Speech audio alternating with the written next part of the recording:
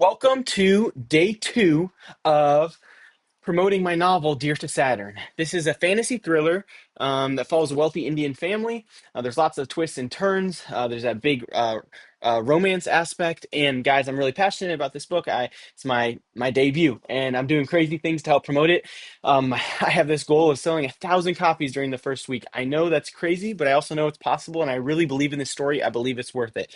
My last video, I counted to 10,000. I said 10,000 times the name of my book, Dear to Saturn. And today I am going to be ripping up a copy of my book and covering my entire body with the pages of it. Okay. I am not embarrassed to represent this book or to wear it. And, they say, artists wear their hearts on their sleeve. Well, they wear their hearts on the pages of their books. And now the pages of my book will also become my sleeves. All right, so without further ado, let's get this going. Here is my book, and I'm going to be ripping it up.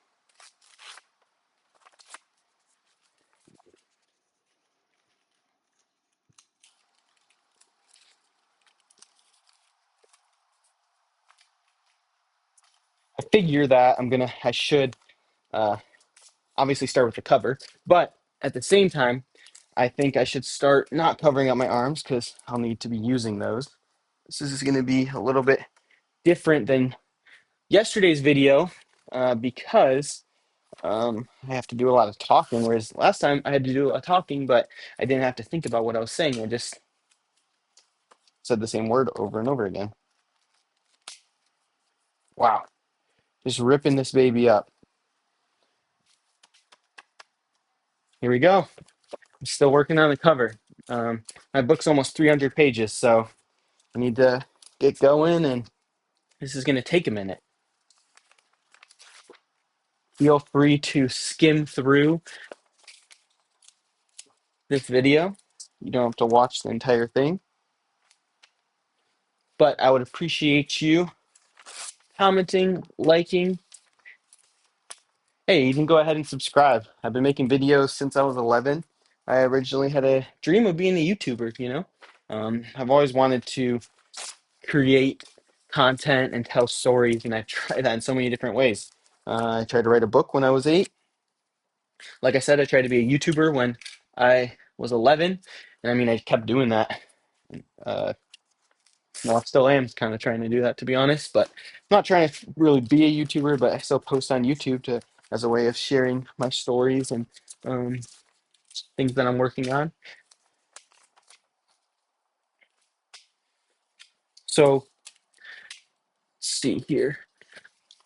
So far, all I have is the prologue on me. I'm going now to chapter 1. Here we are. There's no party in the back yet. Maybe I'll rip off a few pages. Need some material to work with here.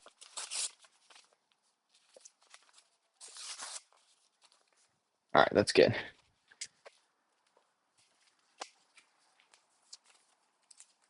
I want to tell you guys, if you're listening, a little bit more about my book, the inspiration for it. I mean, originally, so look, I went to film school, and I still have a dream of being a filmmaker, of writing and directing film.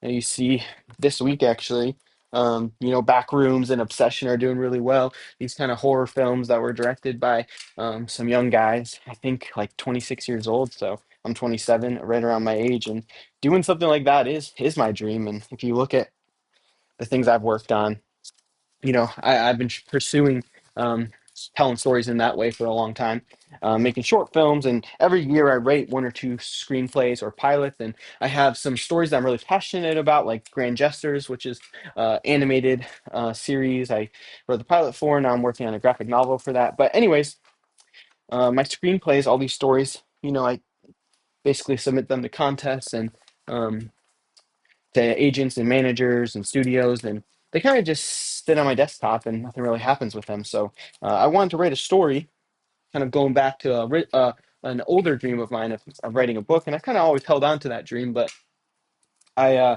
I was like, you know what? Why don't I write my next idea instead of writing a movie script? Maybe it'll be a movie one day, but let's write it as a book, as a novel, you know? And so I spent the last few years studying what the modern, fiction books were like, as well as honing in on the right story. And Dear to Saturn really was kind of a culmination of a few different ideas and things that were in, uh, going on in in my mind, in my heart. And um, it's nice when those ideas can work together. That doesn't always happen, and you don't want to force it, of course. Sometimes ideas need to stay separate, and they're not meant to merge, and it's like, oh, let's save that for a different story. But some cool things did come together for this one. So first of all, let's see where to start. Um, First of all, I'd come off of writing Crown Jewels, which is, um, I think, the best screenplay I've ever written, and it takes place in ancient India. It's kind of like a more domestic, like Indian Lord of the Rings. And I came off writing that and wanted to uh, keep with the Indian folklore vibe and like that, what I had learned studying more about Indian mythology for that book, because I'm half Indian. My dad's from South India, and yeah, connecting with that part of myself has been really fun, especially as I've been writing about it. And um, anyway, so I was like, okay, well, let's merge that passion for Indian storytelling and doing something different, because so much of, you know, fantasy is inspired by like European folklore, kind of like because of Lord of the Rings and stories like that, which of course makes sense. But that's why we have a lot of goblins and elves and those kind of things. And so I wanted to do something that's different, and uh, that's for me. That's some that Indian flair, and to some of my stories. And so I was like, okay, how do I merge, do something more modern, like an urban fantasy, um, and also, honestly, the two opening scenes, because I had the prologue and chapter one of my book. Both of those just kind of came to me at different times, and I found a way to work them together. One was, I was really interested in gems. I love gems. I'm just thinking about, like, like pirate's treasure, like a chest full of rubies and emeralds and sapphires. Like, that's just so cool to me. And I've always thought they were really pretty and really cool. And um, there's a board game called Splendor, and I really was into that game. I still love that game.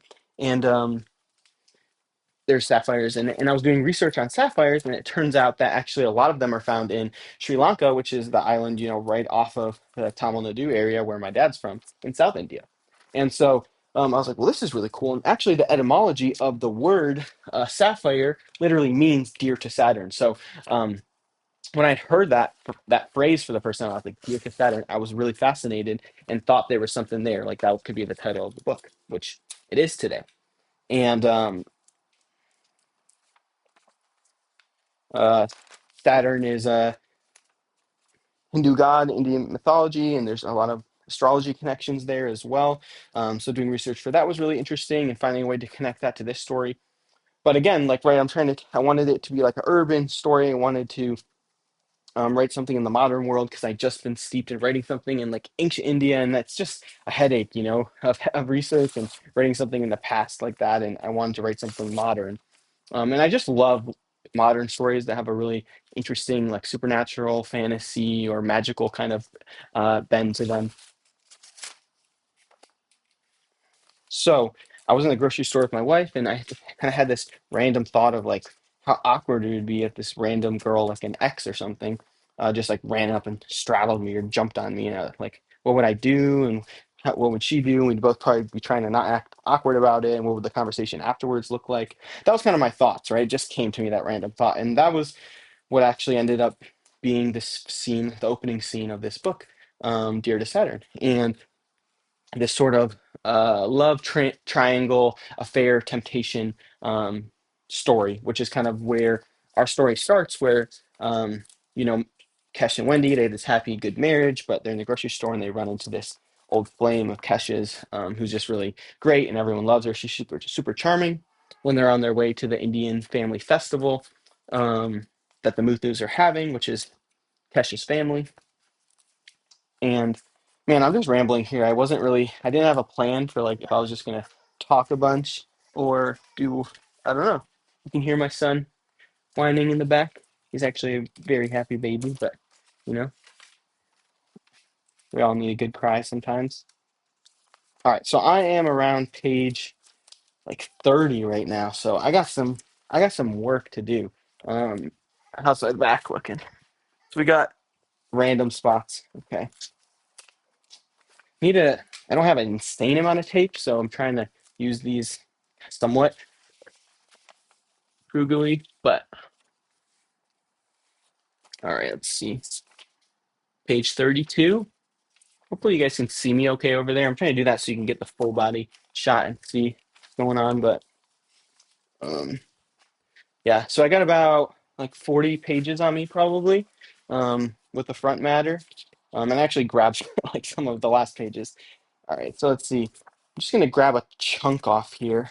Oh, I feel so bad just ripping the spine like this. If you guys want to see Dear to Saturn, look at where. Oh, that's like the last page I'm showing you. Oh no, yeah. Anyways, all right. Oh, I feel so bad. I feel so bad doing that. I don't want to do that. Just ripping like the spine. Oh man. Oh, that's so sad, right? It's so sad. This feels like a crime. All right, so we got some material here to work. I mean, look at how jagged and that's pretty sad, right? Okay.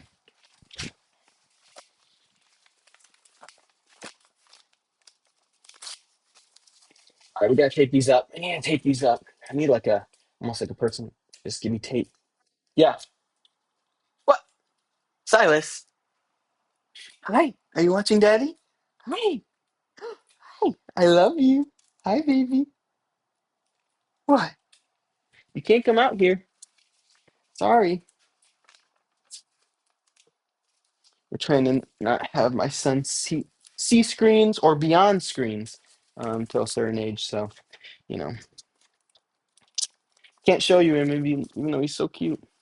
Sorry.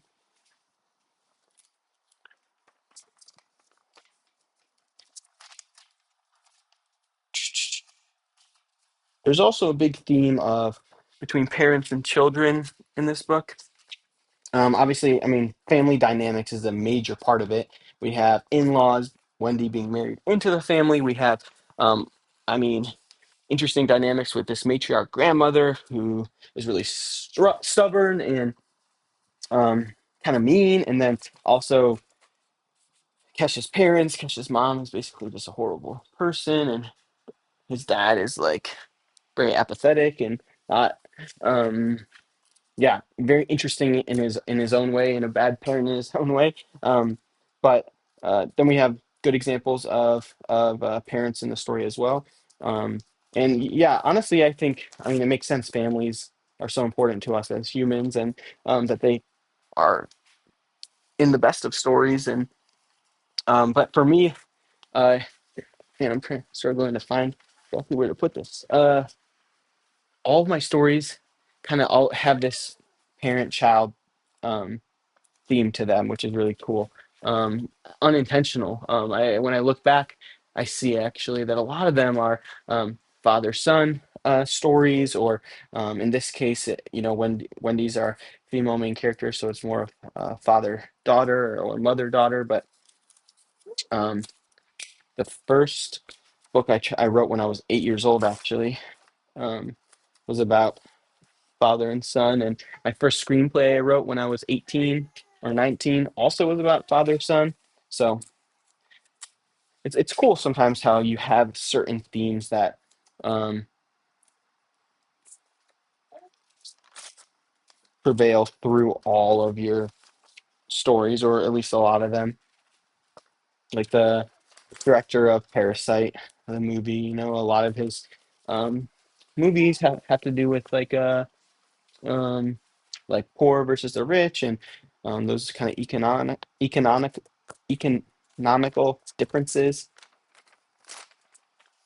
Or Quentin Tarantino, um, his are always kind of like a what if scenario. What if these people, didn't die in this movie, or what if it had gone this way, and it's very interesting. Sometimes those things are intentional, and sometimes they're not. All right, so we are at about like page 70. So we're making some progress. We're making a dent, I think. But my book, like I said, is around 300 pages. So we still certainly have some work to do.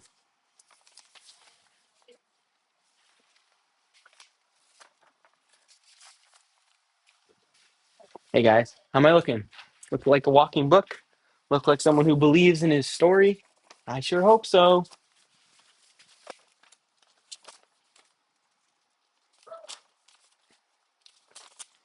I will say doing stuff like this, even though it's a lot of work, it's a little bit more fun than just like what feels like aimlessly posting on social media. I know a lot of authors kind of really um, are burdened and struggling with the fact that they have to market all their content. And I've played into that in a lot of my social media videos, because it's really, you wish you could just write a really good book and that's all you had to do, not have to like post videos about it and all that. But I will say, yeah, there's, for me, doing stuff like this. It is hard, but it is fun at the same time, a little bit. And I do like to show, like, I like to challenge myself.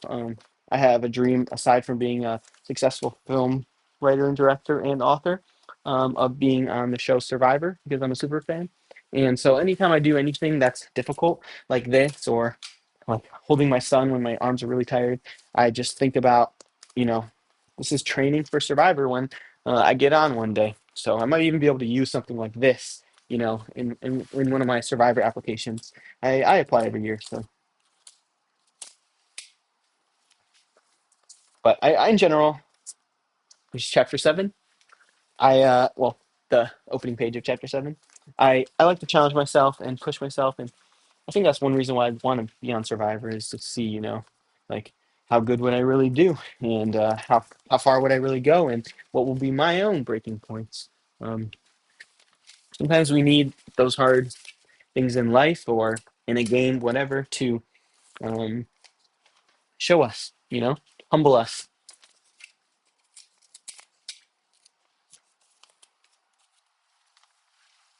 All right, where are we at now? Page 79. Man, those are only 10 more pages. Gonna rip out another chunk. This is what we're working with, guys. Rip out another chunk.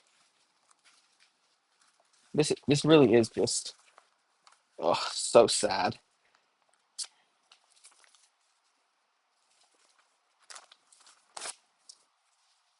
Check that out.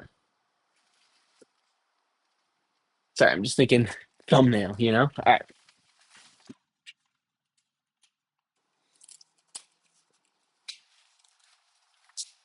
dude. It's like yesterday, work my 9 to 5, then come do this stuff. It's gonna be a brutal week, just doing these kind of things every day. Although I will admit, I have a feeling this is gonna be easier than saying "Dear to Saturn" 10,000 times. And what's so annoying is that my audio cut out for like 1,000 "Dear to Saturns." Um, it's fine, because you can see I'm doing it, and haters want to hate, but uh, I tried my best, and I've never done something like this before. But with this one, I'm checking the audio, bro. I'm making sure, make sure nothing gets cut out. Watch it still happen though. It is a beautiful California day. I'm hot, wearing all black, long pants, but thought the fit worked best, Your to Saturn has a lot of black and on theme with the color scheme while I promote my dream. Hope to be seen. Talk about how I've been doing. Oh no.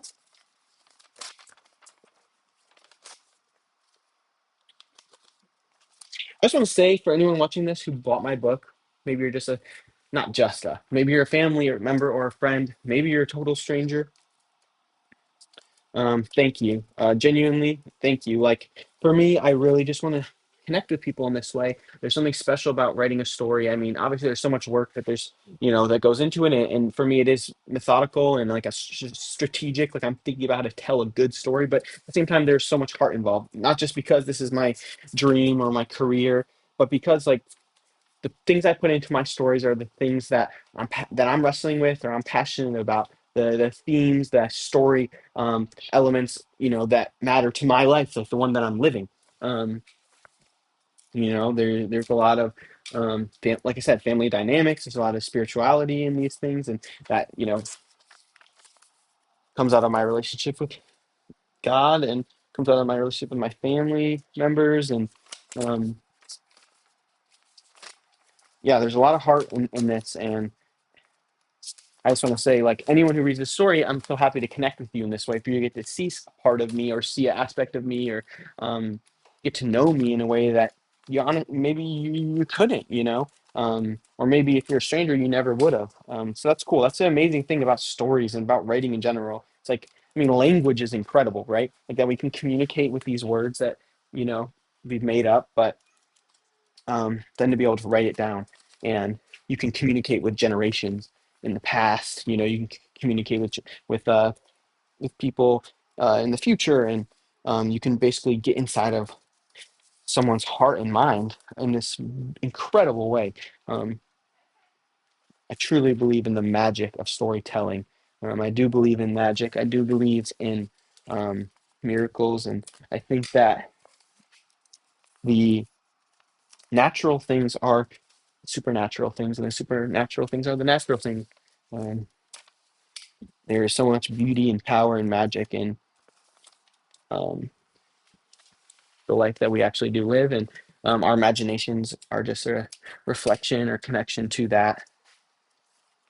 Uh, Hoping when I listen to this back, if I do, what I'm saying makes sense.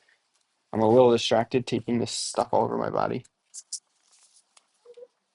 I need to make sure I'm covering all the bases too, not just like doing it to the same spot. So yeah, my back um, is exposed, bro. Need to cover that up right now. Cover that up real quick. All right, guess the audio going still good. Make sure we're still like recording. Where are we at? We're at 22 minutes. Okay, not too bad. Not too bad. Let's see, where's the open spots? Go right here. There we go.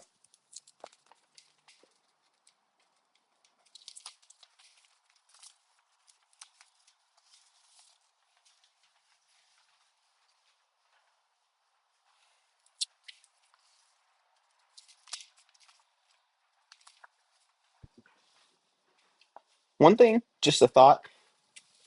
My book, it blends genres, which is trendy right now, right? And it's cool because I mean we've seen so much of certain genres. Certain genres are made up because of previous stories, and but yeah, there's a lot of genre blending, right? Like we're mixing up different tropes or just kind of thing. I mean, that's part of like I love plot twists. I think Indians love plot twists. If you watch any Indian movies, you really see that, and um, sort of just a uh, easy way to, I mean, maybe a soft plot twist is like just switching up the genre a little bit, just doing something different. Like I love tropes, not because I actually like tropes, but because if you do something different than the trope, like it stands out.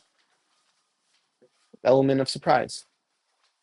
And um, yeah, my book blends a few different genres. I think what I've honed in on is the fantasy and thriller aspect. I guess I think my book is mostly a thriller, but really, what it kind of starts out almost like a rom com because there is romance. It's not like romantasy in like the trope, like high fantasy world building way, but there is some urban fantasy and some romance, um, and it's definitely a thriller.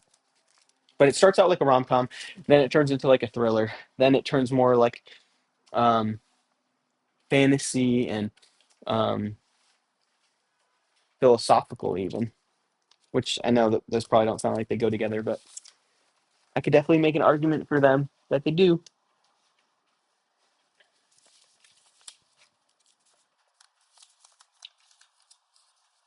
Is my back looking any better? A little bit.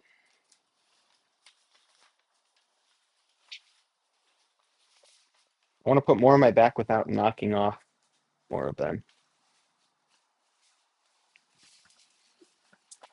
All right, doing some damage on the back and the front. 127, page 127. I showed you guys at the very beginning, but got some really beautiful hardcovers with a special edition artwork underneath the jacket. I could not imagine ripping up a hardcover, I'll tell you that. But there would be less pages to rip up. Because the hardcover is a little shorter. It's closer to like 250, whereas this is like 300, the paperback.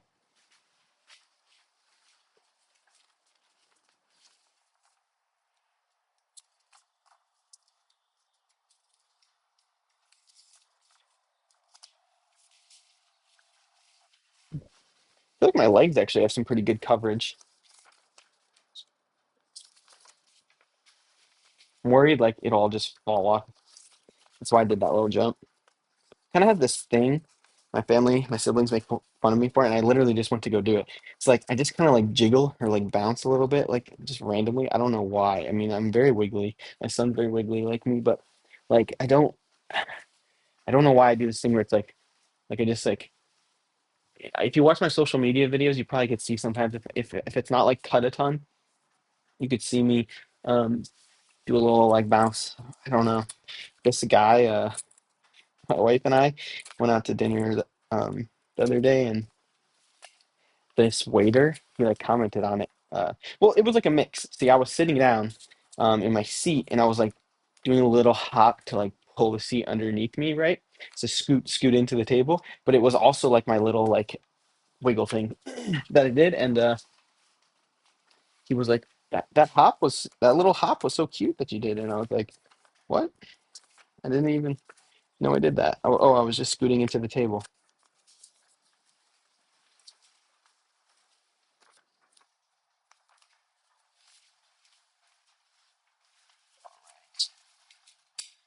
All right, making some progress.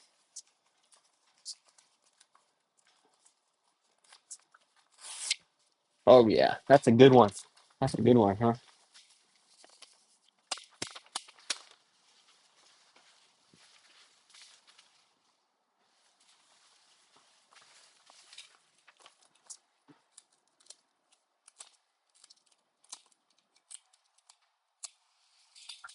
Someone commented on one of my videos.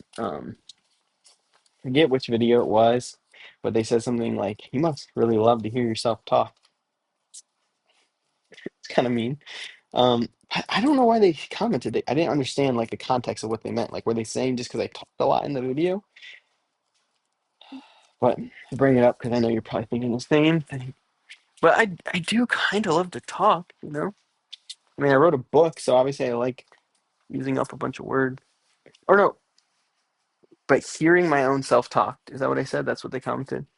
Um, yeah, I don't know. I mean, I don't love hearing myself talk, like hearing it back, like listening to my voicemail or something, but I do, yeah, I do like I can be actually pretty quiet and shy, but if you get me yapping, about something that I'm interested in or passionate about, then yeah, I just kind of explode with words. I just have a lot. I have a lot to say, I guess. I don't know. I'm just trying to do this so to keep it interesting for people as they skim through and watch this. To see have something to listen to. How we doing? All right. I need to.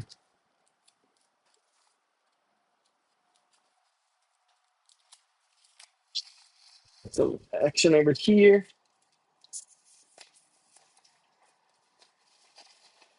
I might have butchered that quote earlier. I mean, it's my own quote, but about yeah, artists.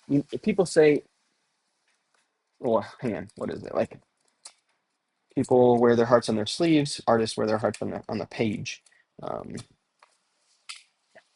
yeah, it's easier for writers typically to be vulnerable in writing.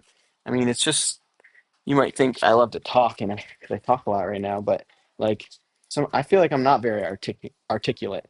Um, I've been a little bit feeling bad about myself, just like I want to be better at talking. I work 9 to 5 at a desk, and I don't like. I mean, I talk to people that call at work, but like, you know, if I interacted more, like in college, you're like hanging out with people talking all the time. Might improve your vocabulary or just be good at like interacting with people. I just like don't talk that much to people because I'm busy working all the time.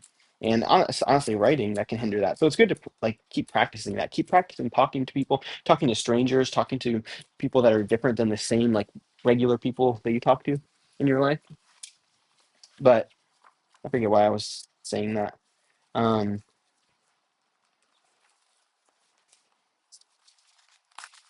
yeah, but there's something special for writers that you can express yourself in a unique way and in a powerful way because you have time to think and process and find words and metaphors and images to describe how you're feeling or to help communicate.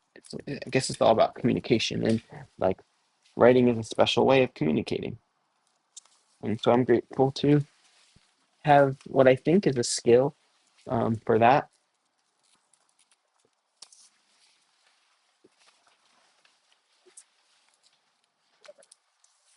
I will give you guys an update at where we're at in a second here. Been kind of going from both sides of the book, so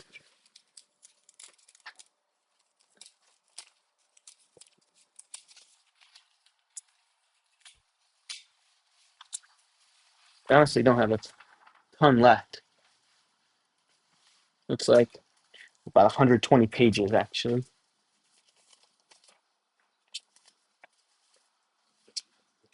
It's like that trick when you're looking in a mirror. Like for me, I see the opposite. So when I go to like put on this side, it's the other side.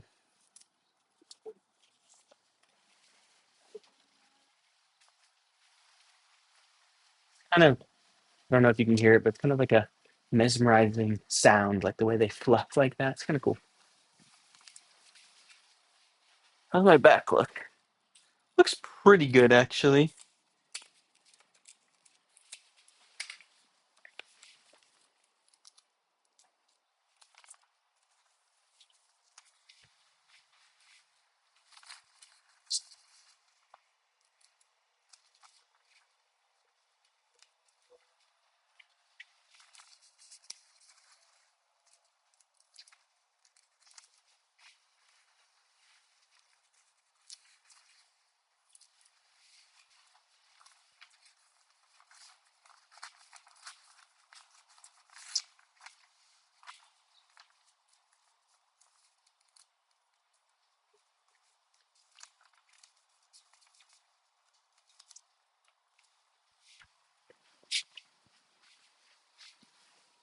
So interesting how time works. Like you can be waiting for something to happen. Maybe it's to, get married or to um, get your book published or have a kid or what, go on vacation, whatever. And it's like you're anticipating something that you're planning to do, and then it just like seems like maybe it's taking forever or you have mixed feelings about it, and then all of a sudden it's here. Like my book is just out now. It's kind of crazy. Like I just I don't know. For me, that's kind of a weird thing to process. Like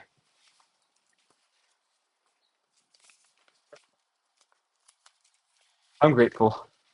Genuinely, I've learned a lot past few years coming to a place of like enjoying my writing and writing for me and few people who read it, writing for me and God.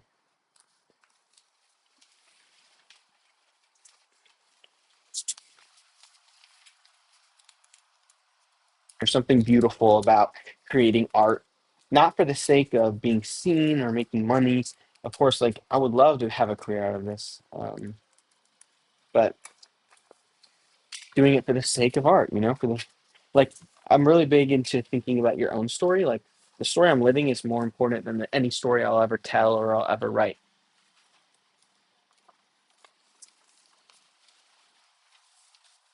And I am going through my own character development. And part of that is actually some of the plot points there are writing a book, maybe failing at writing a book or failing at, making a movie, selling a screenplay like 100 times. Like that's part of my story. And we often just want to skip ahead, jump to, we don't want to be involved in the producing. We just want the product. We want to get to the destination, ignore the journey, and the twists and the turns, and maybe ending up somewhere different than we had imagined. But it's not how God does things, and it's not what's best for us. You know, and that's honestly a big theme of my book too, because that's what I was struggling with in my career, um, and personally, and that's kind of a theme of the book too, is the twists and turns of the road, the time it takes to get to where you're going, and how really what's maybe even most beautiful happens there. But really, like the big thing that's happening there is the character development, right? Like if you just skipped like a movie, like went to the very end, or like just read like the first couple pages, then we're like, oh, I just want to get to the happy place. I mean, if it's a happy ending, like let's go to the end. Like where's the fun in that? Where's the journey? Where's like it doesn't matter anymore because like you're not connected to that character, that world, right? Maybe this sounds silly. It doesn't make sense to you. I don't know, but to me, like it's so beautiful, so profound, I guess. Even if it's simple, just like amazing how stories are connected. Like a story you write, story you watch in a movie, and then literally like your day to day life. Like it's all so connected. Story is a part of us, a part of life, and we can't forget that. We can't become all disconnected, social media and doom scrolling, and um, or even just like grinding, hustling, working, like trying to get to that end product without like focusing on the character development part. 'Cause that's what matters most.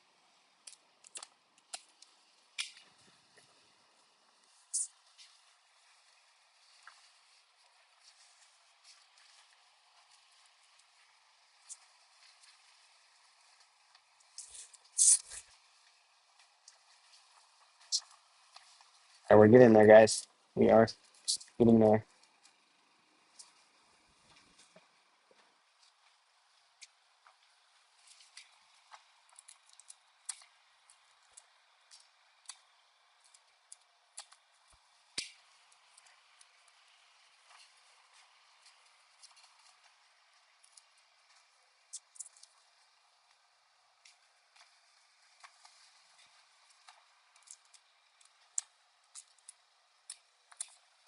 I was worried I would not have enough tape at all, but seems like I'm gonna be okay.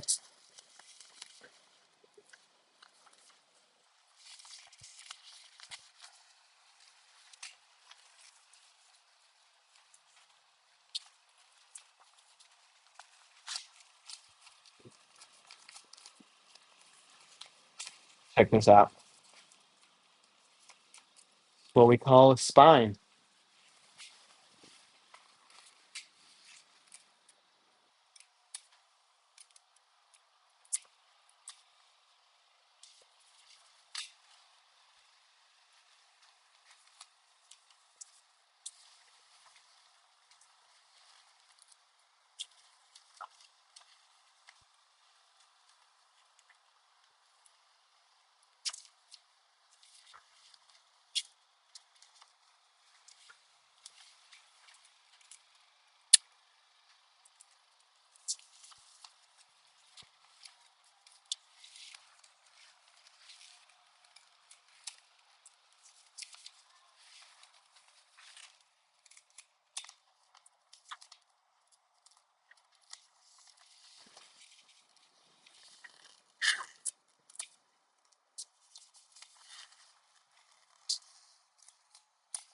Guys, we're getting so close. This has been such a beautiful journey, such a beautiful challenge. And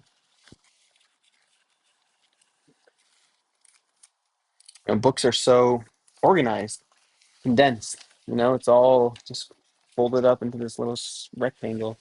But when the pages are out, there's a lot.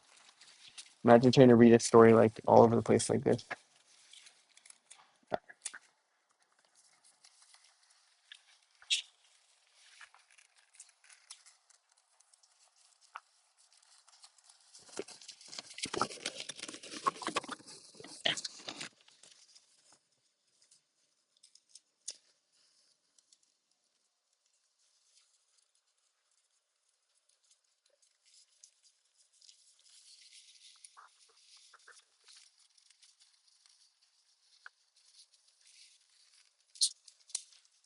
no. My vision getting clouded.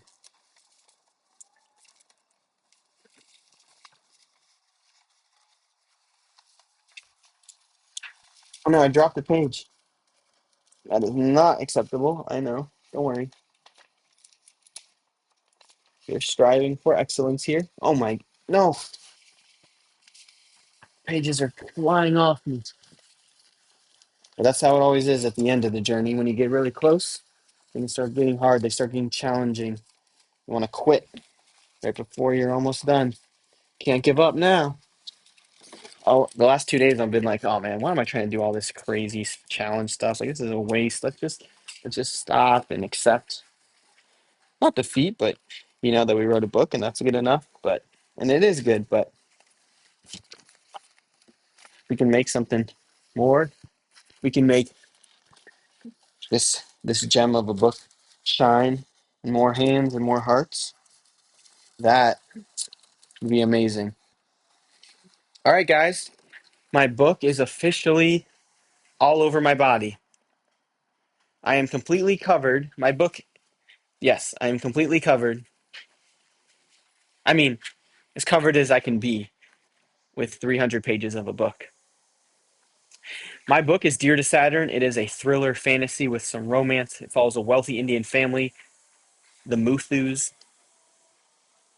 I would love if you guys would check it out. This week, I'm hoping to sell 1,000 copies. That's my goal. That's my dream. It's definitely attainable, but I can't do it alone, obviously. I'm doing these challenges to bring attention to the book, to show you, to prove to you that I think this story is worth it. If I'm willing to do this, I wouldn't recommend the book to you if I didn't truly enjoy it. I've read it how many times? 1,000 times myself, having to rewrite and reread it over and over again. I truly enjoy it. I still love reading it, and I hope that you will too. I believe that many of you will, and I'm excited to share it with you. So paperback, hardcover, ebook, you can order them on centelstudios.com/order or on Amazon, of course, or Barnes& and Noble. Let me show you again. I have another copy. Guys, here is the paperback and the hardcover. There is a special artwork underneath this that is so beautiful. Can't wait for you guys to own your own copy and get to read this book and enjoy it. I truly believe in it. I truly do. Thank you so much. Anyone who watched this video, who skimmed through, one more spin and a jump.